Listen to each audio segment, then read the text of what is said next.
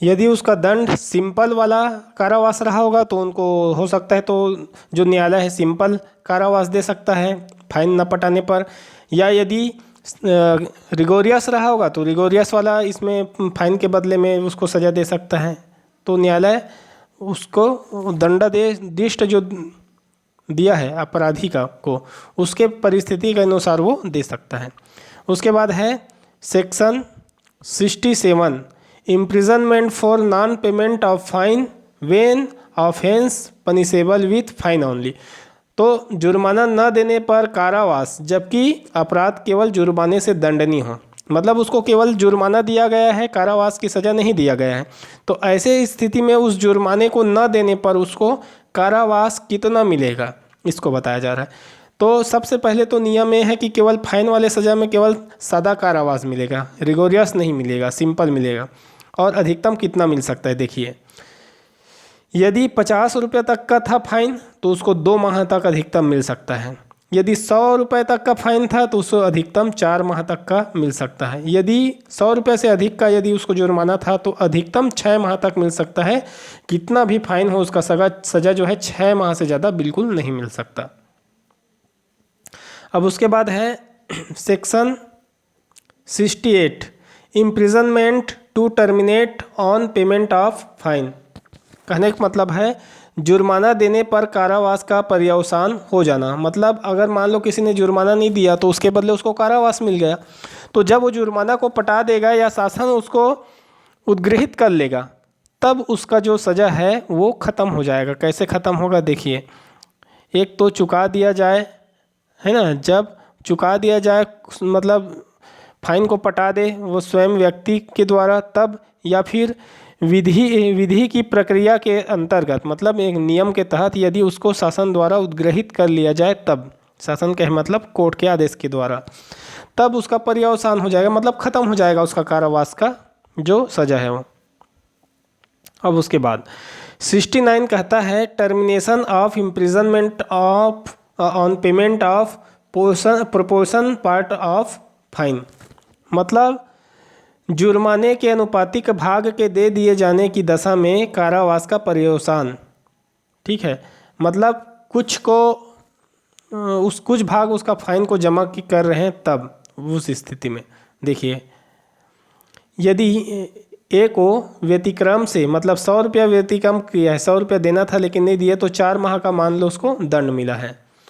तो देखिए 4 माह का दंड मिला है तो ऐसी स्थिति में 1 माह सज़ा पूर्ण नहीं हुआ है, मतलब वो सज़ा काट रहा है, जेल में है, और 1 माह भी पूर्ण नहीं हुआ है, मतलब उसको 25 दिन 26 दिन जैसे भी हुआ है, और 75 रुपया जमा करेगा।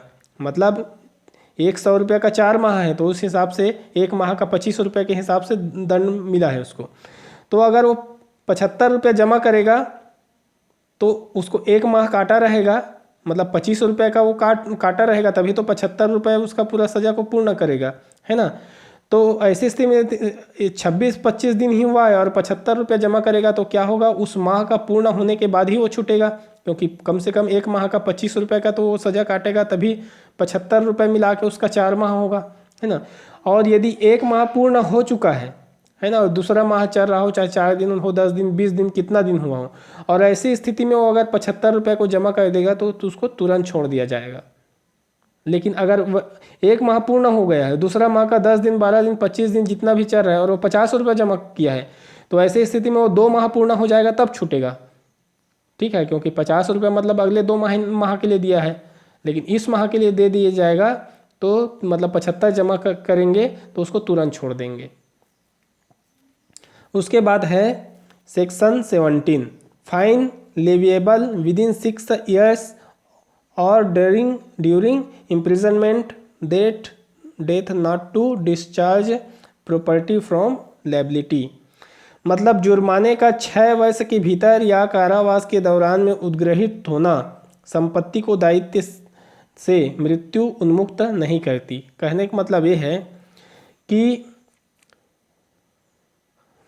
यदि कोई आदमी मर गया तो उसका जो लायबिलिटी था, दायित्व था, उससे उसका जो संपत्ति है मुक्त नहीं होगा। मतलब जो उसको जमा करना है फाइन या जो भी उसको जमा करना है, वो मर गया तो उसका संपत्ति से ही उसको उद्गृहित किया जाएगा। जैसे देखिए अगर 6 वर्ष से कम कारावास मिला है तो उसको उद्ग्रहित किया जाएगा 6 वर्ष के भीतर, 6 वर्ष का टाइम रहता है। यदि 6 वर्ष से अधिक का उसको कारावास मिला है तो कारावास जब तक वो बीता नहीं है, मतलब उस कारावास के अवधि के भीतर उद्ग्रहित करना होगा, ठीक है। और यदि अपराधी की इस दौरान मृत्यु भी हो जाता है तो उसकी संपत्ति दायित्व से मुक्त नहीं होगा, उसकी संपत्ति से वो वसूला जाएगा। तो ये बोला गया है। उसके बाद है section 71 limit of punishment of offence made up of several offences, मतलब कई अपराधों से मिलकर बने अपराध के लिए दंड की अवधि। तो देखिए, जब तक अभिव्यक्त उपबंध न हो तो एक बार अपराध का दंड मिलेगा, ठीक है। मतलब देखिए किस प्रकार का अपराध है उसको पढ़ने के बाद ही समझ में आएगा। देखिए यहाँ पर पहला बताया जा रहा है कि ए स्वेच्छया उपहति कारित करने के उद्देश्य से जेठ को 50 लाठी मारता है, ठीक है। तो 50 लाठी मारता है और मान लो एक लाठी का सज़ा 1 साल है, किसी को 1 लाठी मार दिया तो 1 साल का सज़ा है। तो इसका मतलब ये नहीं कि 50 लाठी मार रहे तो 50 साल का सज़ा मिलेगा, 50 दंड मिलेगा, ऐसा नहीं है। वो एक ही बार का सज़ा मिलेगा, मतलब एक ही दंड मिलेगा, ठीक है। अलग अलग सभी का दंड नहीं मिलेगा। लेकिन कुछ ऐसे भी अपराध होगा जिसमें अलग अलग सज़ा मिल सकता है। जैसे ए जो है जेठ को पीट रहा था लाठी से उसी समय, तो वाई उसको छुड़ाने के लिए हस्तक्षेप करता है, तो ए जो है वाई को सा पीटता है, मतलब उसको भी उद्देश्य के साथ पीटता है, इससे भी बदला ले लेता हूँ या जो भी है उद्देश्य से पीटता है।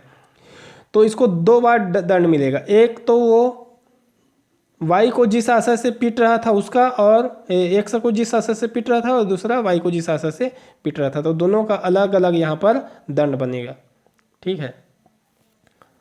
उसके बाद आता है ये तो मिट गया, चलो देख लेते हैं।